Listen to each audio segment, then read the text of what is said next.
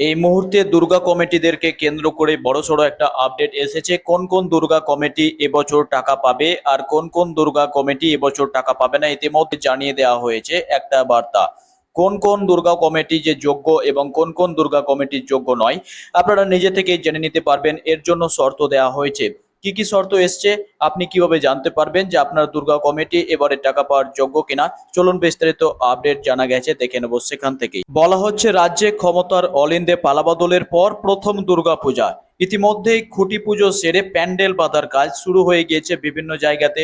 ভিড় টানতে কি কি চমক রাখা হবে এবারে, তা নিয়ে পুজো কমিটির অফিসে চলছে চুলচেরা বিশ্লেষণ। সময় যত গড়ছে দুর্গাপূজার যে ব্যস্ততা সেটা কিন্তু তুঙ্গে উঠছে।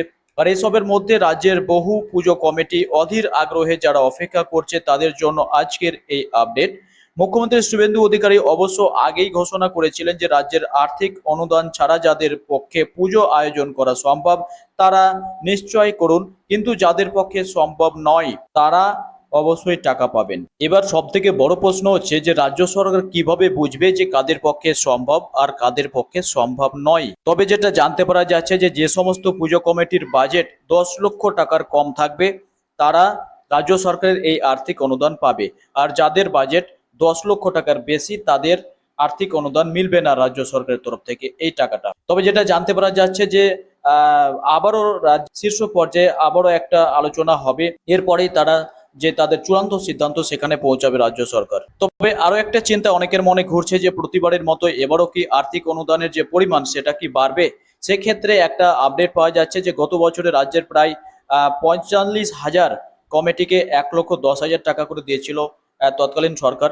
তবে এবার যে এর পরিমাণটা কিছুটা বাড়তে পারে এটা সকলেই কিন্তু মনে করছেন, যে 10,000 টাকা বাড়িয়ে এবার হয়তো 1,20,000 টাকা করা হতে পারে।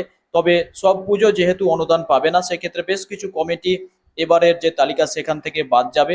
আর কিছু কিছু কমিটি যারা নতুন তারাও হয়তো এই তালিকাতে যুক্ত হতে পারে। তবে আপনাদের এতটুকুই জানানোর ছিল যে কিভাবে রাজ্য সরকার বুঝবে যে কোন কমিটি যোগ্য আর কোন কমিটি যোগ্য নয়, অর্থাৎ কারা এই পুজোটা আর্থিক অনুদান ছাড়া করতে পারবে আর কারা আর্থিক অনুদান ছাড়া করতে পারবে না। আপনারা দেখতে পেলেন যে একটা আপডেট পাওয়া গেছে, 10 লক্ষ টাকার কম হলে আর্থিক অনুদান পাবেন, 10 লক্ষ টাকার বেশি হলে আর্থিক অনুদান পাবেন না, এমনই একটা আপডেট।